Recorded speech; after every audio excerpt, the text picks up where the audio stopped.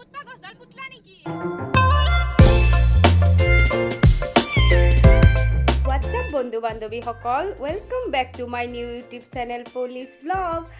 আৰু আজি আপোনালোকৰ মাজলৈ মই এটা বহুত বেছি ইনফৰ্মেটিভ ভিডিঅ' লৈ আহিছোঁ, তো ব'লক।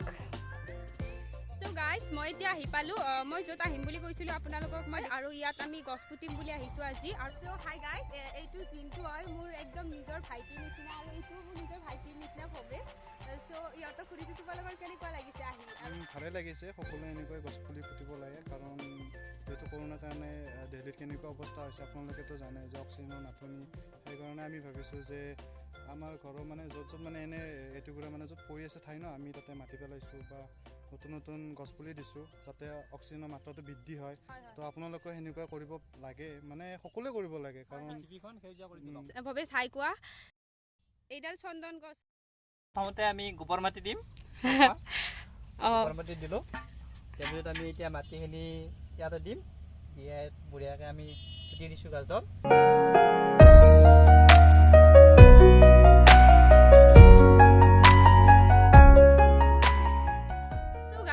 নতুন প্ৰজন্মৰ ল'ৰা ছোৱালীবিলাকে গছ পুতিলে সঁচাকৈয়ে ভাল লাগে। আৰু আপোনালোকে এনেকৈ গছবোৰ পুতিবচোন। আৰু আপোনালোকে গম পাইছে কৰোণাৰ সময়ত আমাৰ অক্সিজেনৰ কিমান প্ৰব্লেম হৈছিল, আৰু অক্সিজেনৰ অভাৱত কিমান মানুহৰ মৃত্যু হৈছিল। চ' আমি গছ পুতিব লাগে, আৰু গছ পুতিব সকলোৱে। বিশ্ব পৰিৱেশ দিৱসত যে কেৱল গছ পুতিব লাগিব তেনেকুৱা একো কথা নহয়। আপোনালোকে যেতিয়াই মন যায় তেতিয়াই গছ পুতিব, আৰু তেতিয়া আপোনালোকৰ মনবোৰ ভাল থাকিব, আৰু অক্সিজেনৰ অভাৱ কেতিয়াও নহয়। তেনেকৈ আপোনালোকে গছবোৰ পুতিব, আৰু আপোনালোকৰ সঁচাকৈয়ে গছবোৰ পুতিলে মনবোৰ সঁচাকৈয়ে খুব ভাল লাগিব। আৰু এয়া চাওক, মোৰ চাৰিওফালে কেৱল সেউজীয়াই সেউজীয়া।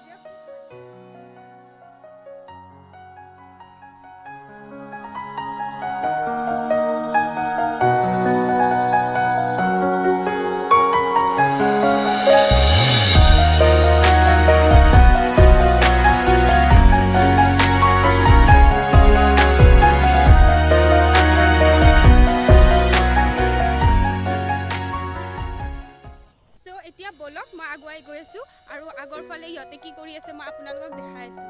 এয়া চাওক, ইহঁতে এইবোৰ চাফা কৰি আছে আৰু কিবা গছ পুতিব চাগে। এতিয়া কি কৰিবা ভৱেশ? এতিয়া আমি হাইব্ৰিড লাও পুতিম। চ' গাইজ, এয়া লাওৰ পেকেট আনিছে ইহঁতে, আৰু ইহঁতে লাও পুতিব, আৰু আমি লাও খাবলৈ পাম বুলি আশা কৰিছোঁ। ইহঁতে যেনেকৈ মানে নতুন প্ৰজন্মৰ ল'ৰা হৈ আপোনালোকৰ খেতি কৰিব ওলাই আহিছে। চ' আজিকালি ল'ৰা ছোৱালীবিলাকৰ কি হৈছে যে বিভিন্ন ধৰণৰ বেলেগ বেলেগ কামত নিজকে নিয়োজিত ৰাখি খেতিৰ কথা পাহৰিয়ে গৈছে আচলতে। কিন্তু সেইটো কথা নহয়, আপোনালোকে নিজৰ ঘৰত যিখিনি মাটি আছে সেইখিনিতে আপোনালোকে অকণমান হ'লেও খেতি কৰিব চেষ্টা কৰিব, কাৰণ নিজৰ ঘৰৰ জ্বলাটোৱে খাই কিনে খুব ভাল লাগে। আৰু এনেকৈ যেতিয়া নিজৰ ঘৰৰ খেতি কৰিলে অকণমানেই হওক, সেইখিনি খেতিৰে যেতিয়া আপোনালোকৰ ফলবোৰ ওলাব তেতিয়া স্বাস্থ্যৰ কাৰণেও ভাল। আৰু বজাৰৰ যিবিলাক সাৰ দিয়া মানে চব্জি আছে সেইবোৰৰ তুলনাত আমাৰ নিজে ৰোৱা ফলটো বহুত বেছি ভাল হয় স্বাস্থ্যৰ কাৰণে, আৰু নিজৰ মনবোৰো ভাল হৈ থাকে এনেকুৱা বস্তুবোৰ খাই থাকিলে। চ' আপোনালোকৰ স্বাস্থ্য আৰু মনৰ কাৰণে আপোনালোকে নিজে সময় উলিয়াই খেতি কৰিব চেষ্টা কৰিব। আপোনালোকে এনেকৈ গছ পুলি পুতে নে নাই জনাব মোক, আৰু আপোনালোকে ঘৰত কোনে কোনে খেতি লগাইছে সেইটো হ'ব, কাৰণ এতিয়াতো চব অফ হৈ আছে। আপোনালোকে সময় উলিয়াই খেতি কৰক, আৰু নিজে হাতেৰে গছ পুলি ৰুব চেষ্টা কৰক।